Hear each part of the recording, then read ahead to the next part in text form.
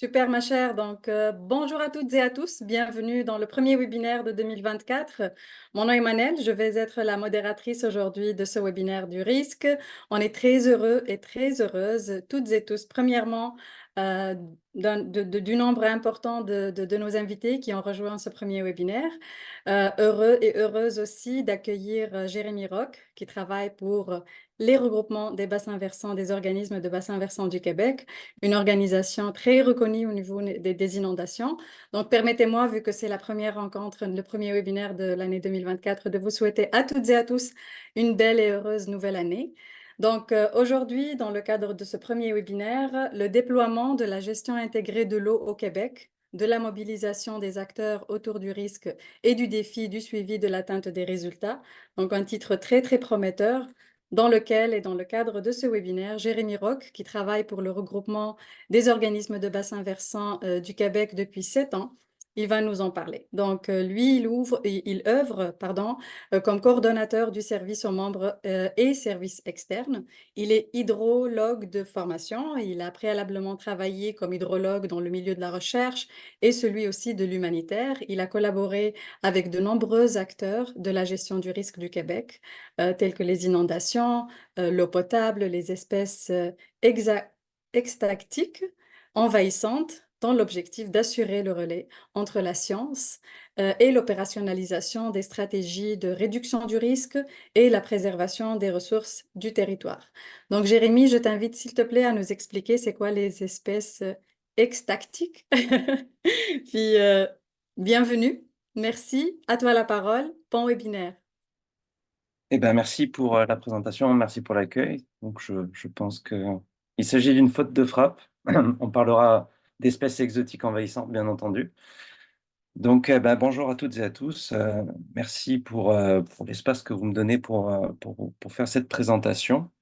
Donc, je vais commencer par faire mon partage d'écran afin de pouvoir commencer ma présentation. Et c'est parti. Donc là, normalement, vous devriez avoir accès tous à ma présentation. Donc, c'est parti. Donc, j'ai été bien présenté, merci beaucoup. Nous, au ROBVQ, on a été donc approché par le risque il y a quelques mois maintenant pour vous faire une présentation. Dans le cadre donc de la série de webinaires proposés par le risque, et j'ai essayé ici tenté de vous faire un contenu qui soit un petit peu un contenu transversal, qui puisse avoir à la fois touché aux informations concernant la gestion intégrée des ressources en eau au Québec, l'application telle qu'elle se fait aujourd'hui, les nouveautés, puisqu'il y en a, et puis je vais peut-être vous en parler, la question de la gestion du risque, qui nous concerne tous ici autour de la table. Quand je parlerai de risque ici, je vais être un petit peu plus holistique, là, je ne considérerai pas que le risque inondation. Et puis, bien entendu, donc, comme c'est indiqué dans le titre, la question du défi que représente le suivi de la gestion intégrée des ressources en eau au Québec ou ailleurs. Donc, ma présentation va contenir deux parties. J'ai condensé un petit peu l'ensemble. Une première partie qui va paraître peut-être un petit peu théorique pour nombre d'entre vous, parce que je pense qu'il y a vraiment une disparité des horizons d'origine des participants. Donc, il y a à la fois donc, du monde de la recherche, du monde des OBNL, des organismes de bassin versant, j'en ai vu plusieurs, mais aussi des gens probablement du ministère. Donc, il y a peut-être des choses que vous connaissez, mais je vais quand même passer au travers, histoire de partir tous avec les mêmes bases. Donc, un petit rappel, là, donc, les concepts de la gestion intégrée des ressources en eau, très brièvement, le cadre d'application québécois et donc les dernières modifications, derniers changements qui se sont opérés, les acteurs et les outils de la gestion intégrée des ressources en eau tels qu'ils sont actuellement disponibles pour les acteurs de l'eau et pour les coordonnateurs de cette gestion de l'eau. Et je vais finalement fermer cette première section en parlant un petit peu des catégories de problématiques qui peuvent un petit peu faire le parallèle finalement avec le risque, dont je vais revenir là-dessus. Dans une deuxième partie, donc, je parlerai des moyens existants et des difficultés en ce qui concerne et la mobilisation d'une part pour le déploiement de la gestion intégrée des ressources en eau et le suivi de l'atteinte des résultats de cette gestion intégrée des ressources en eau ou de la prévention des risques, quand on peut faire le parallèle. Ici, je parlerai de représentation et un petit peu de pouvoir des membres qui sont partie prenante dans la gestion intégrée des ressources en eau, les défis du consensus autour de la mobilisation et du passage à l'action, les indicateurs et les arrimages qui doivent s'opérer en ce qui concerne donc les différentes actions touchant à la gestion intégrée des ressources en eau. Pardon.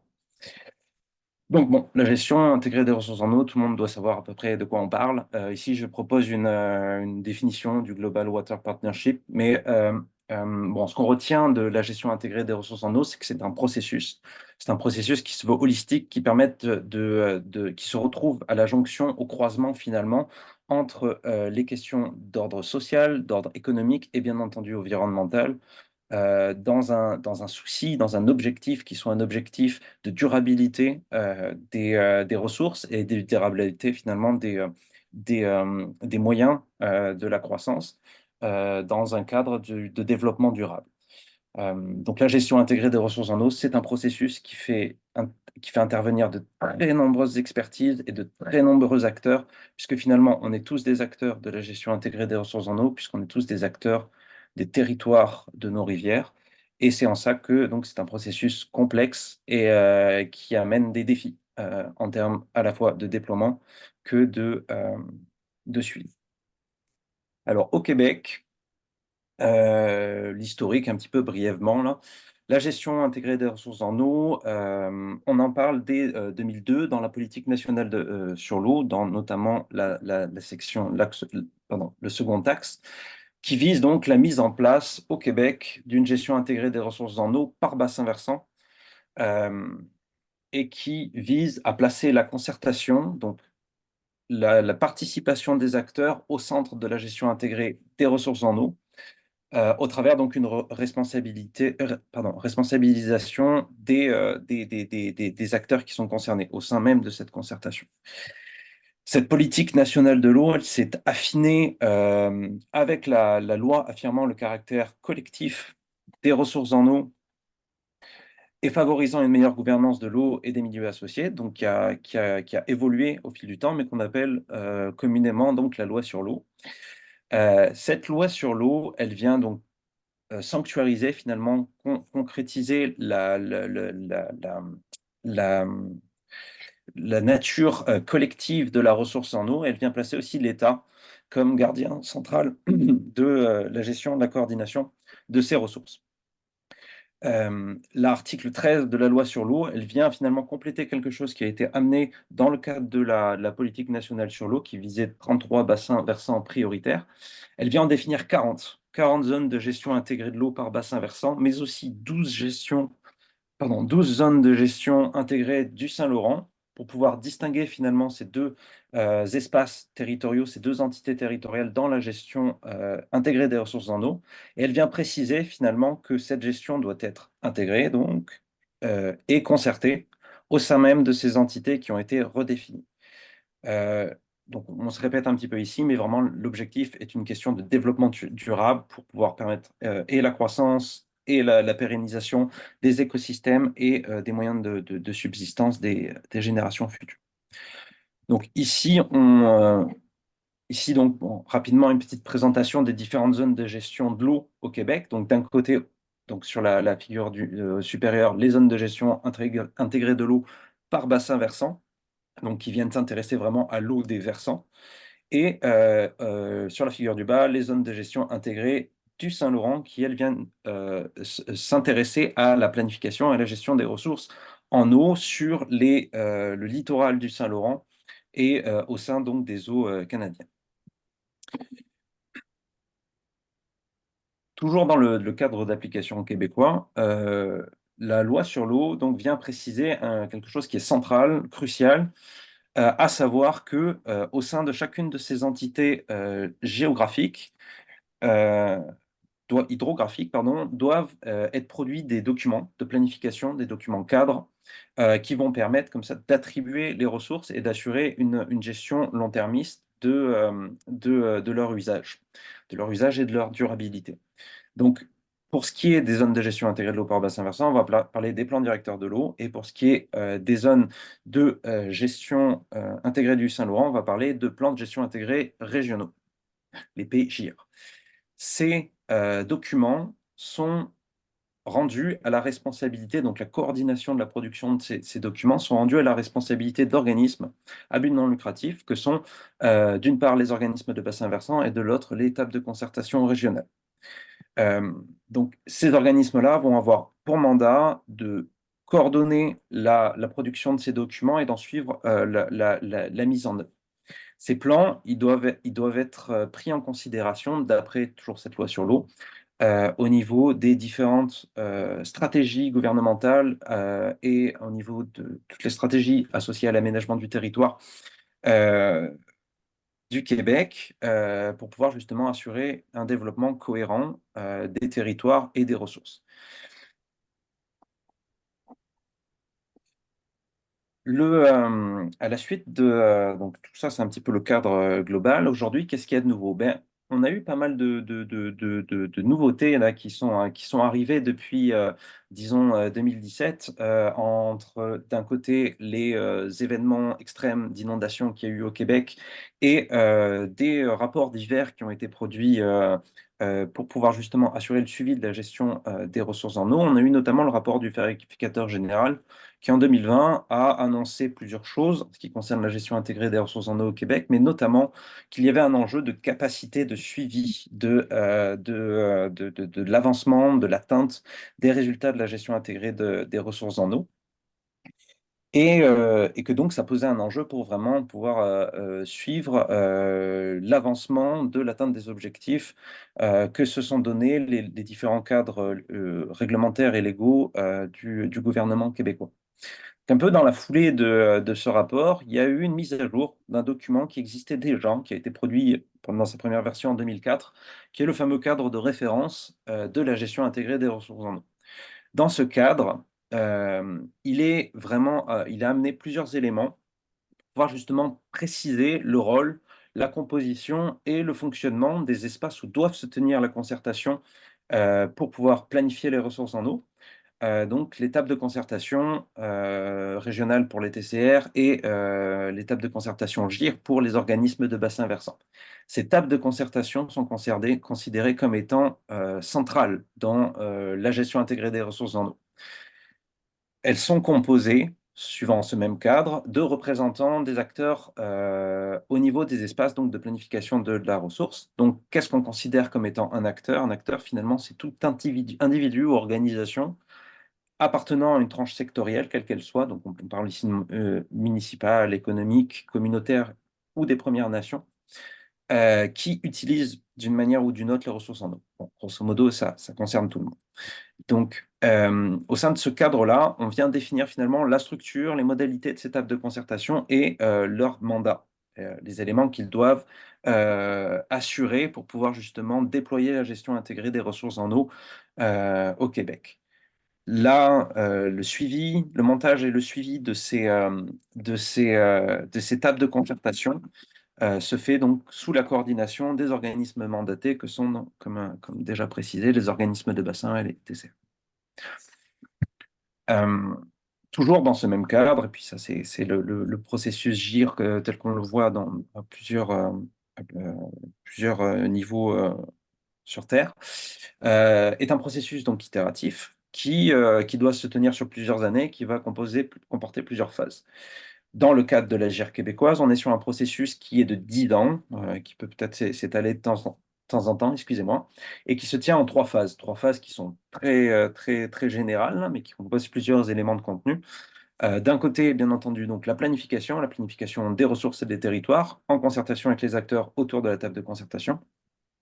La mise en œuvre, donc le déploiement finalement de la portion opérationnelle, je vais en reparler, de ces documents de planification euh, à l'échelle des territoires.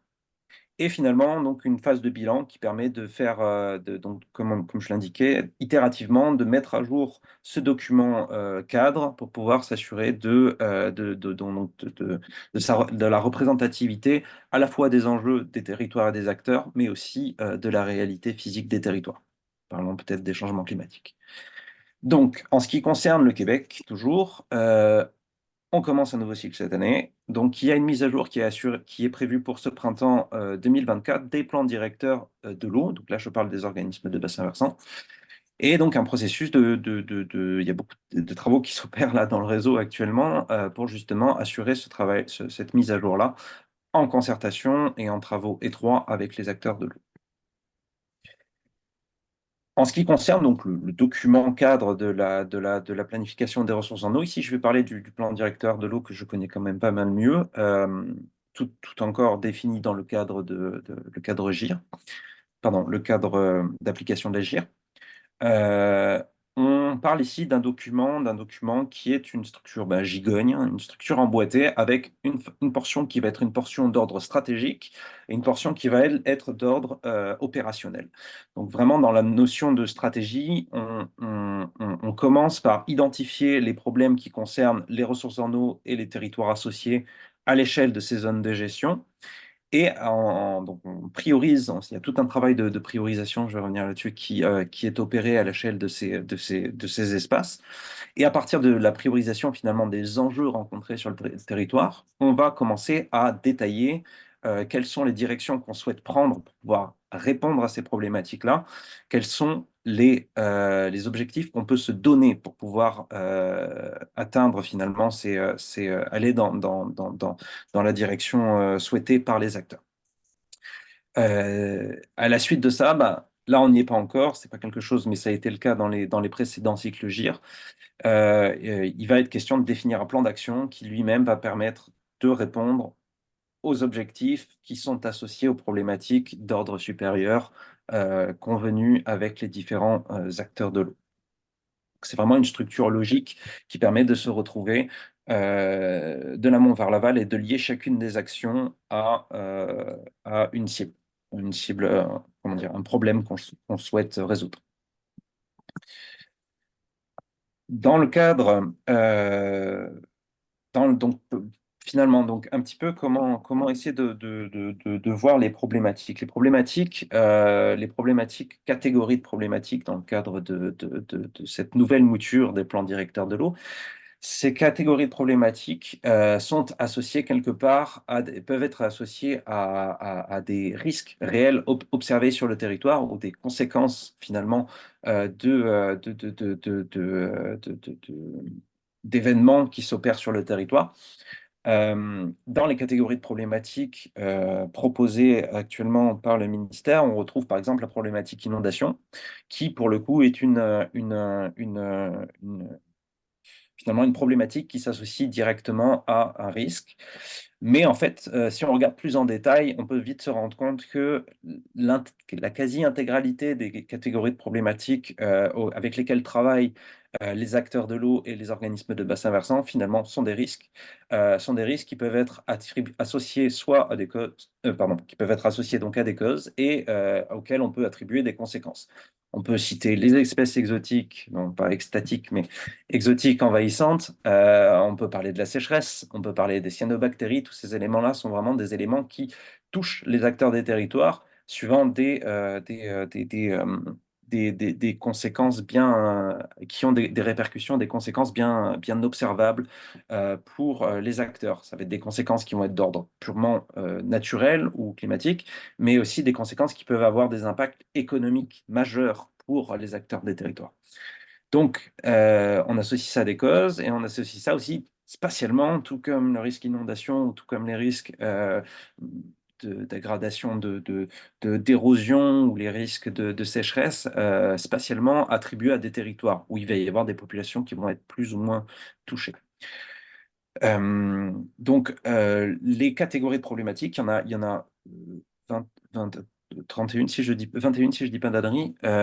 Ces catégories de problématiques ont été priorisées une première fois avec les acteurs des territoires en 2019 et sont aujourd'hui mises à jour dans le cadre de la mise à jour des plans directeurs de l'eau. On attend donc d'identifier, de prioriser 3 à 6 problématiques, catégories de problématiques par territoire, par zone de gestion intégrée de l'eau, sur lesquelles donc vont travailler prioritairement, mais pas exclusivement, les acteurs de l'eau. Donc, pour pouvoir justement assurer l'appropriation de ces catégories de problématiques par les acteurs et pour pouvoir assurer une opérationnalisation finalement des orientations que pourraient se donner les acteurs pour pouvoir faire face à ces problématiques. Excusez-moi, je fais juste une vérification. Plusieurs outils. Plusieurs outils sont proposés.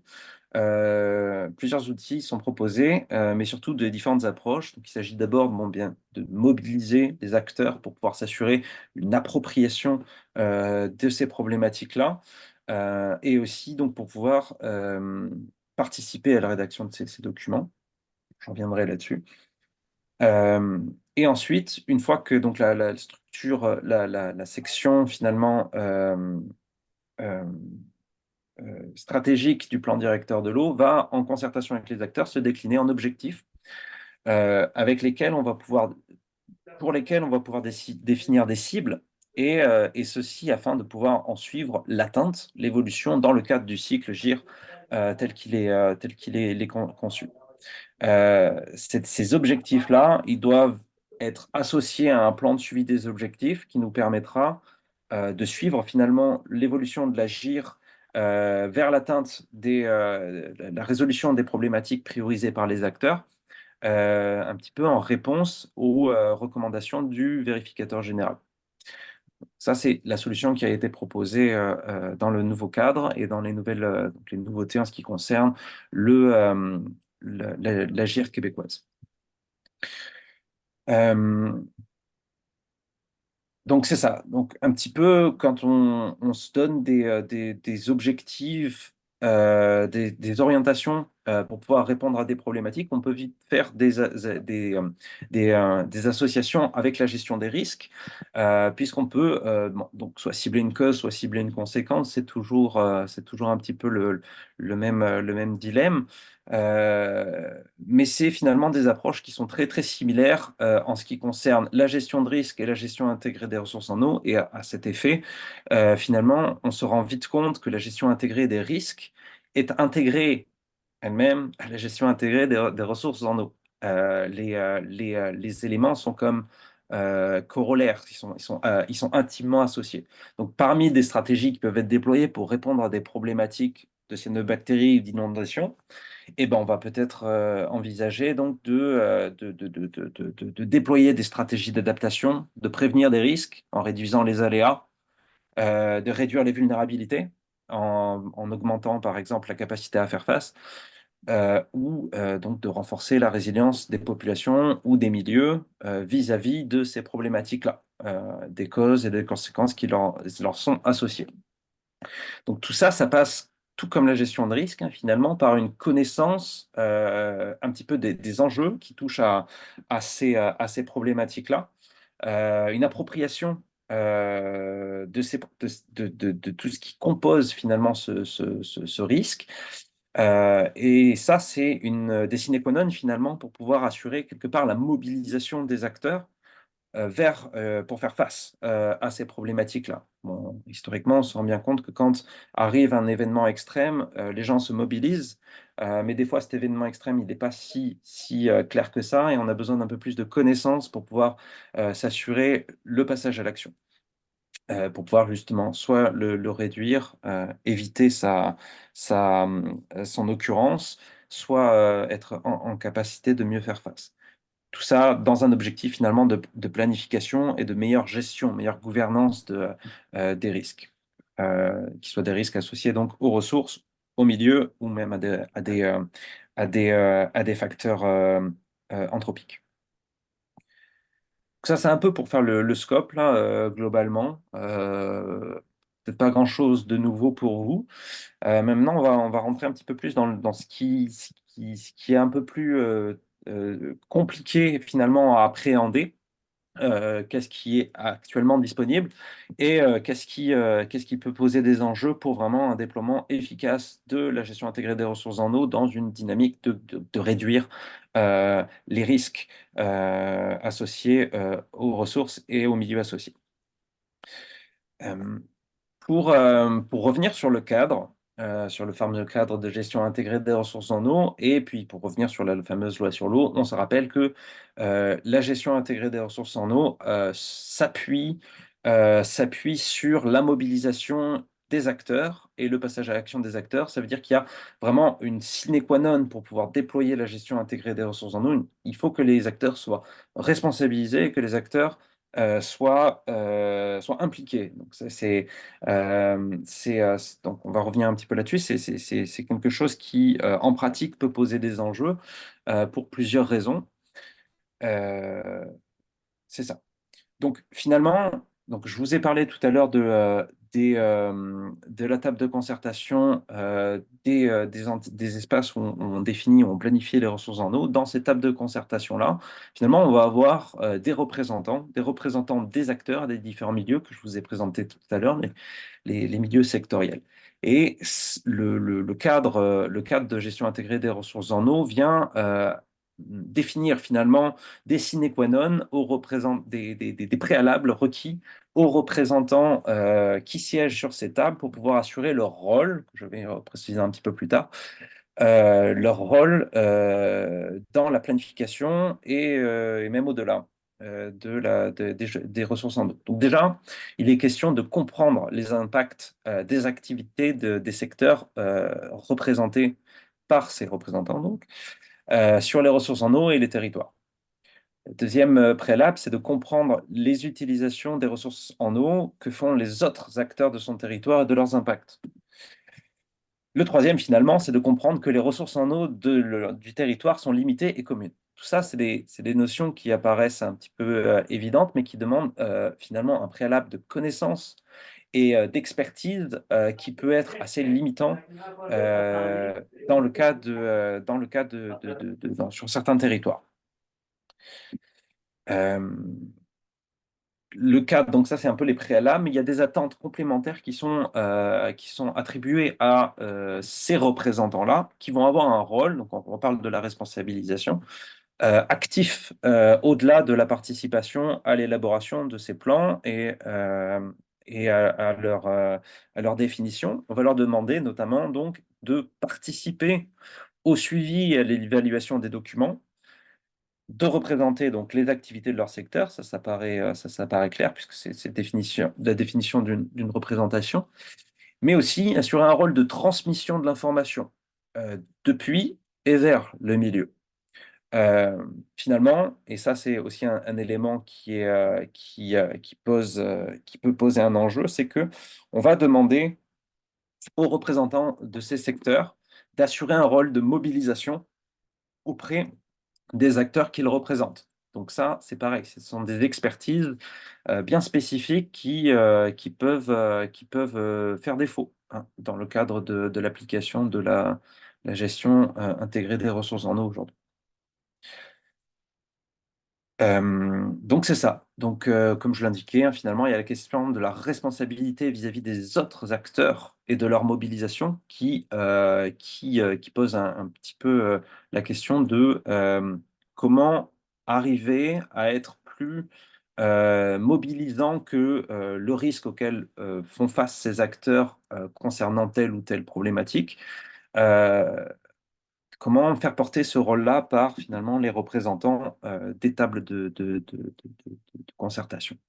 La question aussi du moyen pour le suivi de la mise en œuvre des actions. Donc, il y a toujours cette question de comment assurer le suivi des actions entreprises par les acteurs d'un certain secteur par ce représentant-là.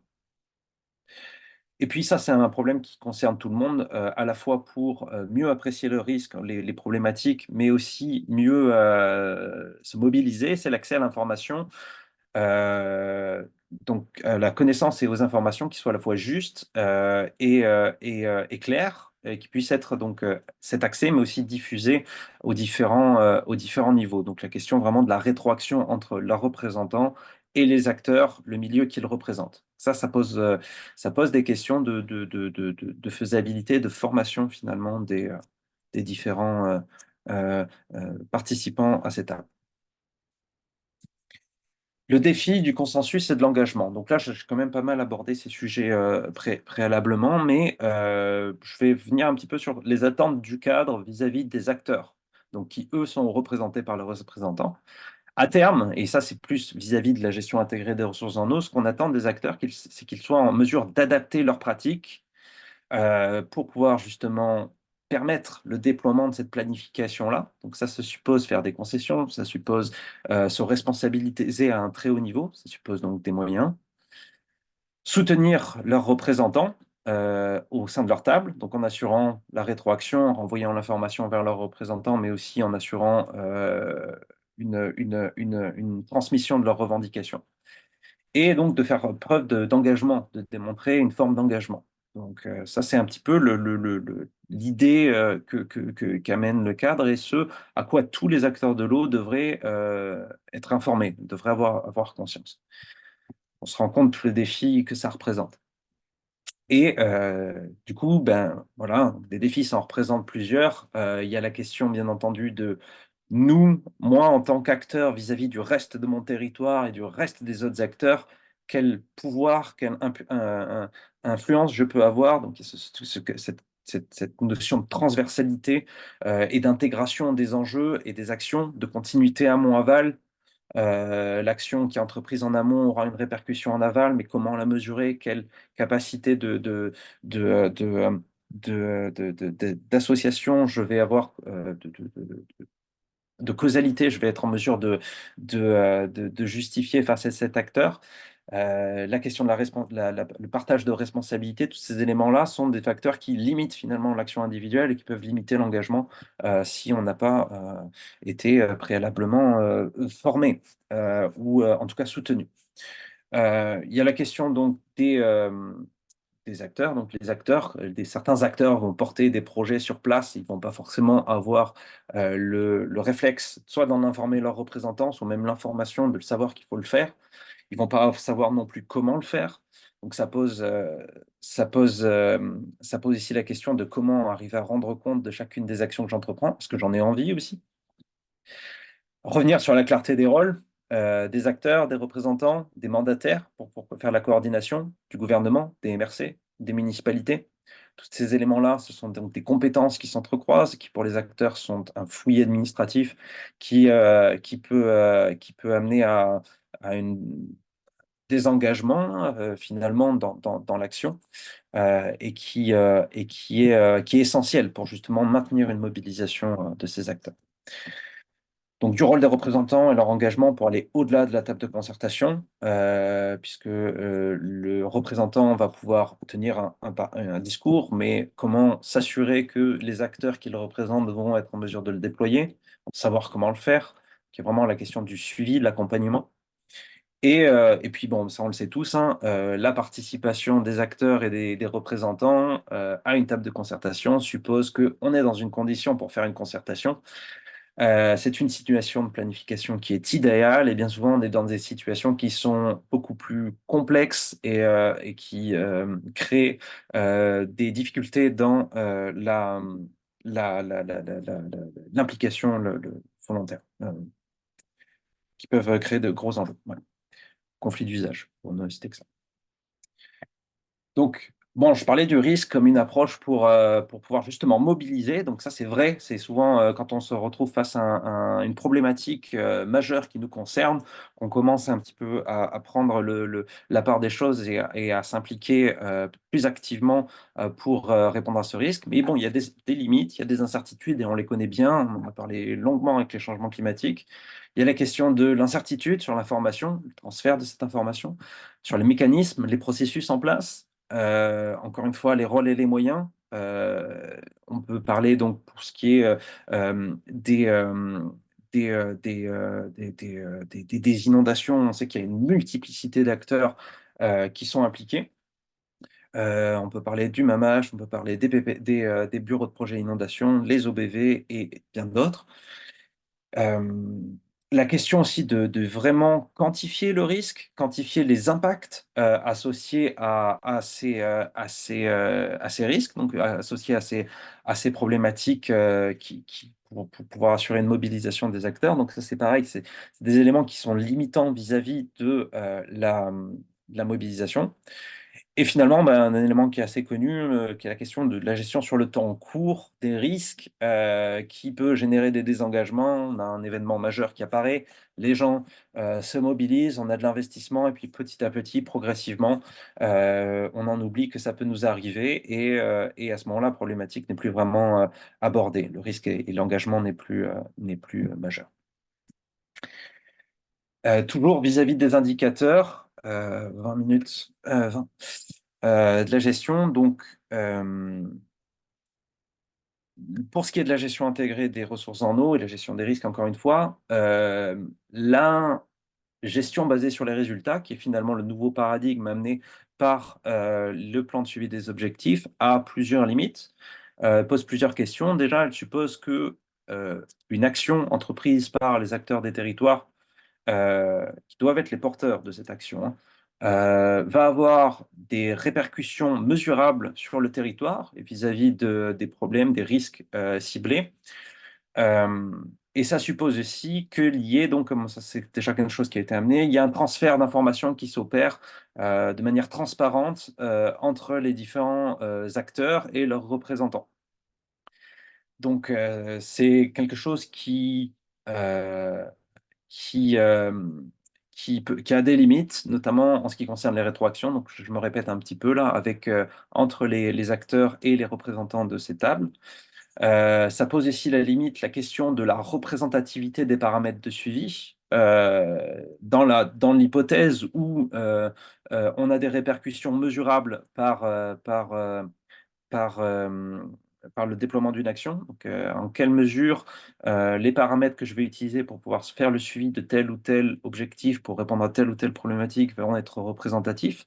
On a la question de la notion de distinguo entre les indicateurs qui soient quantitatifs, mesurables par des paramètres physico-chimiques, par exemple, les indicateurs qualitatifs. Dans quelle mesure mon action va faire évoluer mes paramètres? Et finalement, et ça c'est un point important, la mobilisation pour pouvoir répondre finalement aux enjeux priorisés, elle passe aussi par l'identification d'indicateurs qui soient des indicateurs qui soient liés finalement à la réalité de ces acteurs. Ça, c'est un élément de mobilisation qui est aussi important.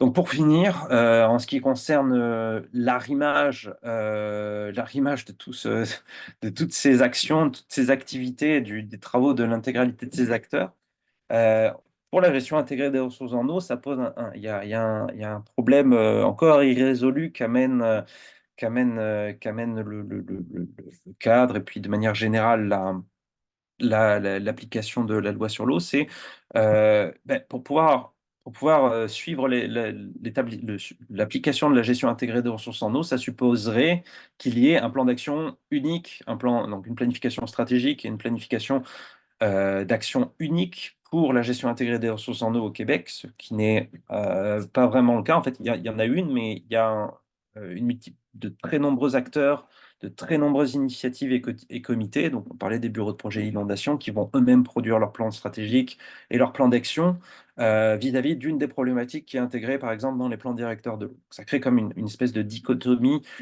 entre les documents. On peut parler aussi des schémas d'aménagement et de développement pour les MRC, comment ça s'intègre dans une planification territoriale des ressources en vue d'une gestion intégrée des ressources en eau, et quels indicateurs, quels paramètres pour comparer l'ensemble.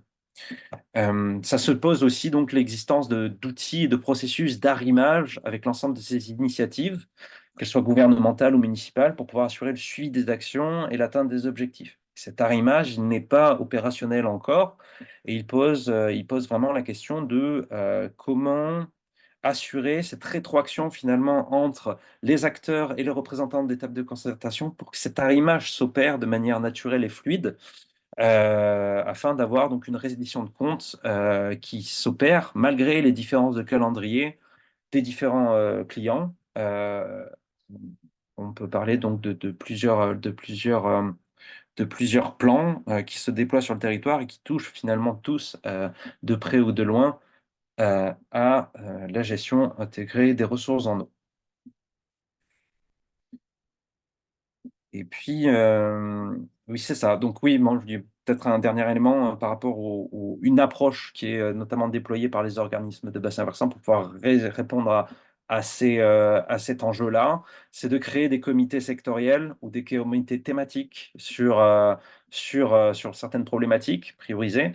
Ceci afin d'avoir pas uniquement les représentants des acteurs qui siègent sur la table de concertation, mais d'avoir d'autres représentants qui puissent provenir d'autres milieux et assurer finalement une complémentarité dans le transfert d'informations.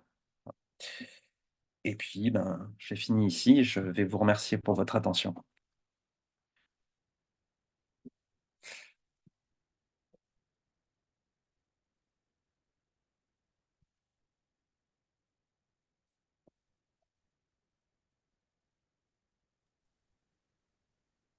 Merci, merci beaucoup, Jérémy.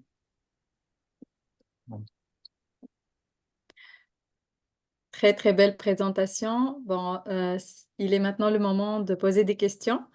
Je vois déjà que Pauline Marqueur, elle a déjà posé la question ou un commentaire. La gestion basée sur les résultats impose également une énorme pression aux acteurs territoriaux et limite aussi leur engagement. Donc, Jérémy, est-ce que tu as un commentaire sur ça? Sinon, ensuite, on va passer à d'autres questions aussi. Non, c'est un point juste, mais c'est vraiment cette notion de responsabilisation des acteurs et d'imputabilité. Il y a cette notion d'imputabilité morale, hein, finalement, qui est apportée aussi Ouais. par le cadre et qui peut paraître angoissante, en effet, pour certains acteurs. Tout à fait, c'est vrai. Alexandre Gagnon, il a une question. Bonjour Alexandre, bienvenue à Oran. Oui, bonjour. Ben, merci, Jérémy, pour la présentation. Alexandre Douranos. En fait, ma question, c'est tu parlais de la difficulté de suivre les actions avec des indicateurs et mesurables, efficaces, etc. Je me demandais si tu connaissais des exemples inspirants de peut-être de projets ou d'organisations qui avaient réussi à suivre, à bien suivre leurs actions en gestion intégrée de l'eau, que ce soit au Québec là, ou ailleurs. Bah, c'est une bonne question. Je pense que c'est un enjeu et une difficulté qui est rencontrée sur de nombreux territoires et de nombreuses échelles, puisque la gestion des ressources en eau, encore une fois, c'est vraiment quelque chose de transversal. Un exemple magique, là, incroyable, j'en ai pas vraiment vu, mais il y a des initiatives qui s'opèrent actuellement, il y a des choses qui sont faites pour partager l'information, justement, s'assurer d'une transversalité entre les différents acteurs.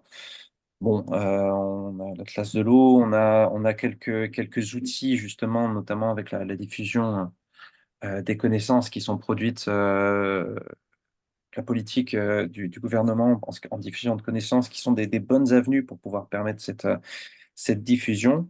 Euh, En France, je sais qu'on a aussi des plans d'action qui sont associés à des indicateurs et à des plans d'action.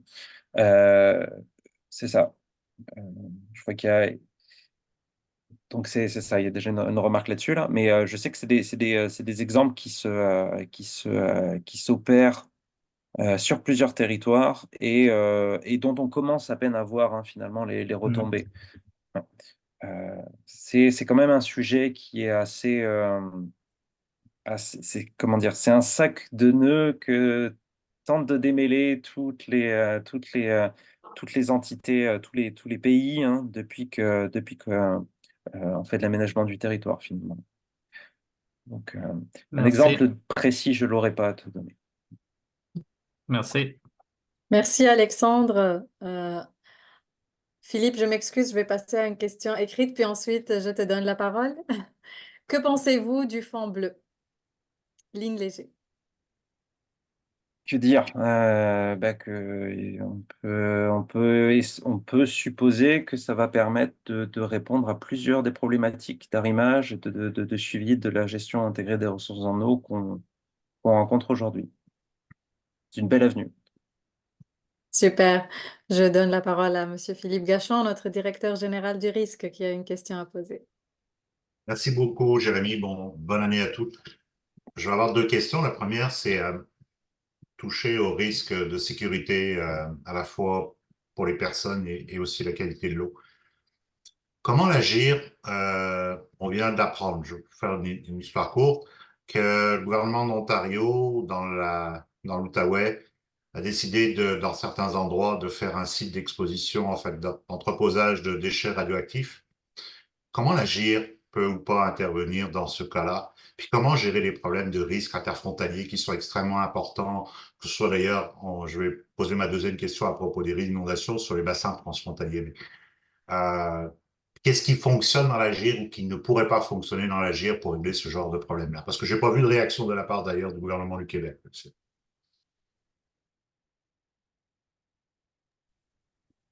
C'est une question. Alors, la question de transfrontalière, on pourrait en écrire des kilomètres. On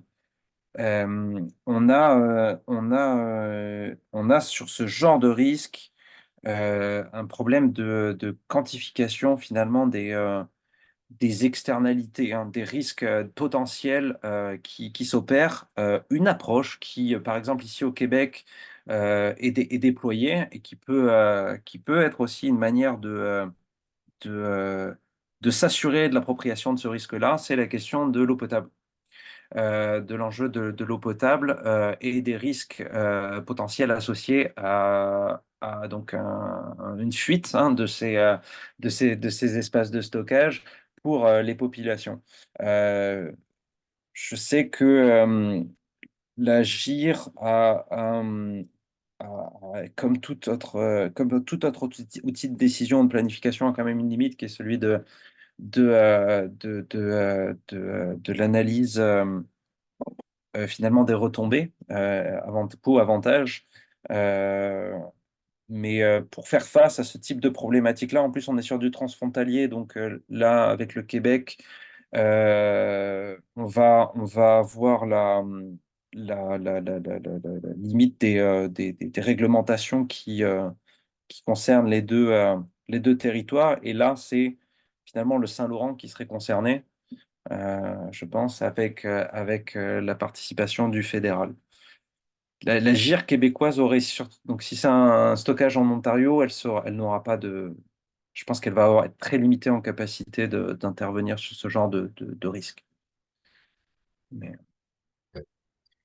Donc, après 20 ans d'existence de l'Agir, tu nous as montré aussi les différents développements et les enjeux. Euh, Aujourd'hui, on est dans les risques qui se combinent, qui sont systémiques. Est-ce que l'Agir aussi évolue aussi ou les choses qu'on voit aujourd'hui, qu'on voit pas nécessairement dans le passé, notamment reliées au changement climatique, est-ce qu'il n'y a pas justement, même dans certaines priorités, certaines prérogatives de l'agir, des choses à revoir? Je prends juste un exemple tout bête en termes d'aménagement du territoire. Des forêts qui brûlent sur les bassins versants, peu importe où ça se passe. Des choix décisionnels sur, par exemple, les écosystèmes forestiers qui sont d'un côté d'un bassin versant ou d'un autre, tout simplement pour dire que les effets dominos sont de plus en plus présents et comment l'agir peut justement prendre en main ces aspects-là, compte tenu du fait que c'est parfois plus juste un problème de bassin versant ou intégré à l'intérieur du bassin versant, mais c'est vraiment la nécessité de développer une vision plus holistique des problématiques reliées justement à la gestion des risques au sens large. Large ouais, question. ouais, mais je vois, il y a vraiment de belles avenues de discussion là-dessus. Bah, de manière j'en ai parlé tantôt là, mais de manière objective, la gestion intégrée des ressources en eau, c'est des processus. On est sur un territoire physique sur lequel évoluent, donc il y a des activités anthropiques et des activités économiques, mais ce sont des processus en œuvre, des processus physiques, hydrologiques, hydrodynamiques qui s'opèrent et desquels il faut avoir connaissance et bien comprendre leur spatialisation, la manière dont ils interagissent, pardon, ils s'opèrent, ils se manifestent à l'échelle des bassins versants. Donc je pense que Là, et c'est quelque chose qui a été que je sais pas, discuté tantôt en parlant de comité sectoriel, je pense que là où la GIR pourrait vraiment gagner en retombées, c'est en réfléchissant de manière locale, de manière vraiment territoriale et cohérente d'un point de vue hydrologique, pour pouvoir justement anticiper les risques qui s'opèrent. Il y a des territoires qui sont cruciaux, clés. On parle, bon, j'en ai pas parlé, mais il y a toute la question des milieux humides et hydriques, des plans de protection des milieux humides et hydriques qui sont au centre des processus. On parle d'inondation aussi, on parle de stockage, par exemple de carbone. Donc c'est quelque chose la notion spatiale, là, vraiment spatiale et de reterritorialiser les actions sont des avenues très intéressantes. Et je finirai en disant qu'il y a aussi un outil qu'on utilise de plus en plus qui peut aussi permettre de justement mettre en lumière ces processus et de les prioriser justement pour anticiper des retombées. C'est la question des services écosystémiques. On parle de fonctions. C'est vrai que les services écosystémiques ont une notion qui est plus économique, mais qui permet justement peut-être peut faciliter la mobilisation de certains acteurs. Mais la question vraiment de renforcer et de maintenir les fonctions écosystémiques des milieux justement pour limiter les risques, c'est des avenues très intéressantes pour la gestion intégrée des ressources en eau, je pense. Merci beaucoup, Jérémy. Je vais donner la parole à Monsieur Michel Leclerc. Ensuite, on va discuter de toute la grosse discussion qui est en train de se faire dans le chat. Monsieur Leclerc, à vous la parole. Votre micro, s'il vous plaît. C'est bon. Ouais. Oui, bonjour Jérémy. Michel. Un petit bout qu'on n'a pas discuté ensemble, là. Je vois que tu as fait beaucoup de chemin dans la question des inondations. On n'en est plus au délaissé de crue, on est à l'étape de la mise en œuvre de la gestion intégrée. Alors, écoute, dans ta présentation, Jérémy, j'ai entendu évidemment tout le discours théorique du gouvernement par rapport à la concertation qui doit se faire dans des grandes tables, qui recoupe tous les acteurs. Et j'ai eu l'impression d'entendre, en tout cas, je ne suis pas certain que tu y adhères, mais j'ai entendu tout le discours du gouvernement par rapport à qu'est-ce que doit devenir, qu'est-ce que doit être la concertation et la gestion intégrée de l'eau par bassin versant, avec des grandes tables qui discutent beaucoup, qui rendent des comptes, qui mobilisent les acteurs du milieu, qui développent des indicateurs et qui répondent de l'avancement des projets, etc. Et puis, j'ai entendu aussi de ta bouche toutes les difficultés qui sont liées à ça, et c'est presque un sac de nœuds. C'est ton expression que je pense avoir entendue. Et c'est un sac de nœuds qui est un véritable labyrinthe dans lequel on ne s'y retrouve pas. Donc, on est face à une approche qui est, on pourrait dire, là, excusez l'expression, là, top-down, qui part d'en haut, qui dit, vous devriez faire ci, vous devriez faire ça, et on va vous financer pour ça. Il y aurait aussi une alternative, c'est l'approche bottom-up. Il dit, allez-y, les organismes de bassin versant, développez la concertation, puis essayez de voir de votre côté comment vous êtes capable de faire ça. Puis parmi les difficultés qu'on a, bien, si on prend, mettons, seulement la question des indicateurs, okay? Ça peut être toutes sortes de choses. Ça peut être de dire, par exemple, est-ce que les municipalités ont des plans de mesures d'urgence? Puis s'il y a 12 municipalités ou 20 municipalités dans le bassin versant, on peut compter combien de municipalités ont des plans de mesures d'urgence. Ça pourrait être aussi combien de résidences sont exposées aux inondations et à quel niveau, etc. Mais on va toujours être coincé aussi devant des aléas qui sont aléatoires et qui sont en plus en dérive climatique. Et donc, on peut dire, OK, on atteint des résultats opérationnels, mais est-ce qu'on atteint vraiment des résultats en réduction de risque? Ça va être la grosse difficulté. Et moi, en fait, là, ta conclusion, c'est celle à laquelle j'adhère le plus, c'est que plutôt que parler de grandes tables qui discutent en général, puis qui là, ils ont des problèmes d'arrimage avec les plans métropolitains, avec les schémas d'aménagement, avec les plans d'urbanisme, avec les plans des bureaux de projet, c'est certain que ça, là, ça va être bien compliqué parce qu'on va être très, très vite confronté à la question de silos. OK? Et dans la question de risque d'inondation, il ne devrait pas y avoir de silos parce qu'on parle de sécurité des personnes.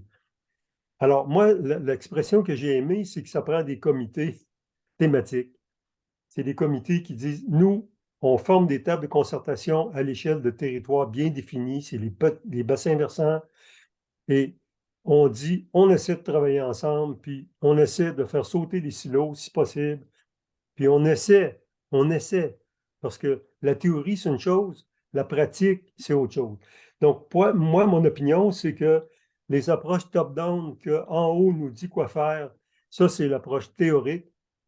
Il y a l'approche bottom-up, c'est les OBV essaient de faire quelque chose, puis ça, c'est une approche pragmatique, puis c'est l'approche naturelle, puis on va avoir des résultats variables d'un territoire à l'autre parce que l'enjeu des inondations n'est pas égal d'un territoire à l'autre. Alors, je terminerai en disant que nous, on a entrepris une démarche comme celle-là. Je parle de l'OBV Charlevoix-Montmorency, là. On a entrepris récemment, là, il y a à peine un mois, une démarche là, qui vise à mobiliser tous les acteurs qui ont un rôle à jouer dans la gestion des risques d'inondation sur un territoire qui est celui de la rivière Montmorency. Pas l'ensemble de la zone hydrique, sur le territoire de la rivière Montmorency. Et ça s'enligne vers un succès parce qu'on a déjà mobilisé là, la communauté métropolitaine, les municipalités, les bureaux de projet, le bureau de projet, etc. Puis là, on s'est donné une feuille de route qui dit, bon, mais on s'en va dans cette direction-là. On va commencer par définir le problème comme il faut, bien comprendre le problème. Ça va mener vers l'appréciation des risques et éventuellement vers une analyse coût-avantage avec des mesures d'atténuation qui pourront à ce moment-là être accompagnées d'indicateurs. Et ça, c'est l'approche bottom-up, c'est l'approche pragmatique qu'on préconise nous.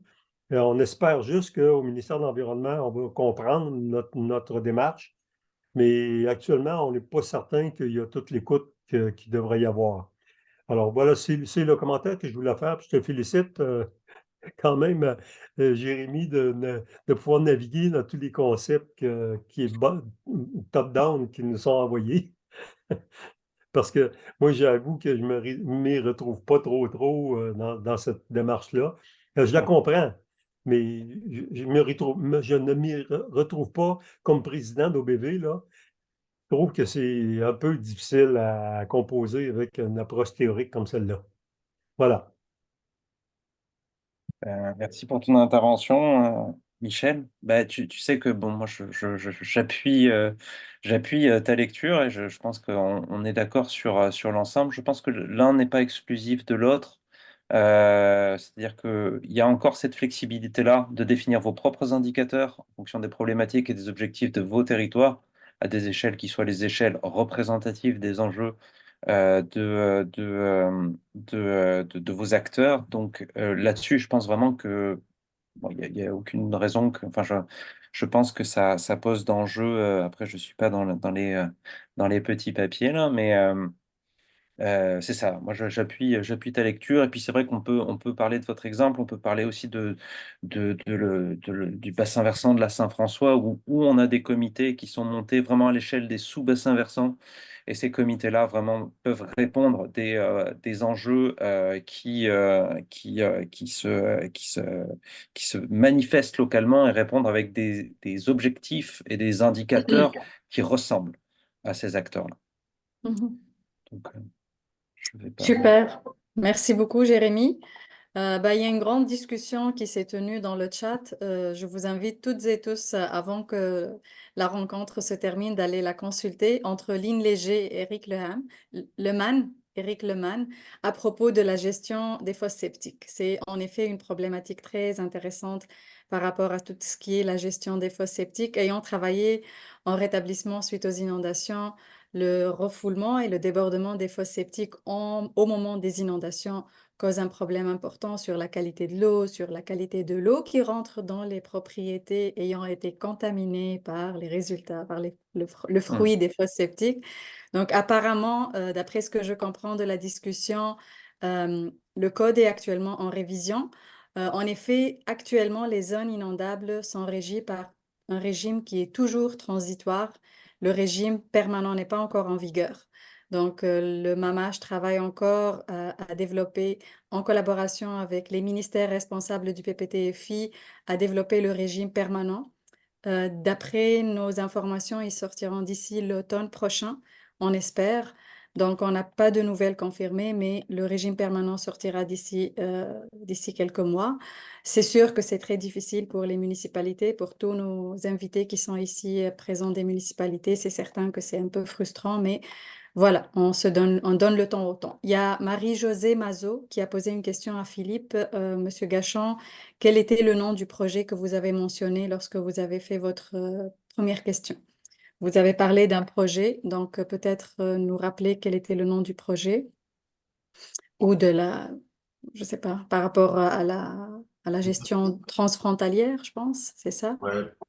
Bah, mon commentaire, c'était relié au fait qu'on a appris cette semaine dans la presse, justement, le fait que l'Ontario souhaitait utiliser un site donc, qui amène de l'eau en direction du bassin de l'Outaouais avec un site d'exposition de déchets nucléaires. Donc, les enjeux aussi reliés à ça. Puis, comment la gestion intégrée des risques, enfin, des risques de contamination, mais aussi plus généralement intégrer de l'eau se fait d'un point de vue transfrontalier. Puis c'est la question que j'avais pour Jérémy. Super. Donc, merci beaucoup, Philippe. Merci à Nathalie Saint-Amour. Salut Nathalie, elle a donné le nom dans le chat, donc je vous invite d'aller consulter le nom. C'est le Chalk River, je pense. Donc, merci à toutes et à tous. On est arrivé à la fin de ce beau webinaire. Merci infiniment, Jérémy Roch, pour cette belle présentation. Merci à tous nos invités, tous ceux et celles qui ont premièrement intervenu dans le chat. C'était vraiment assez intense.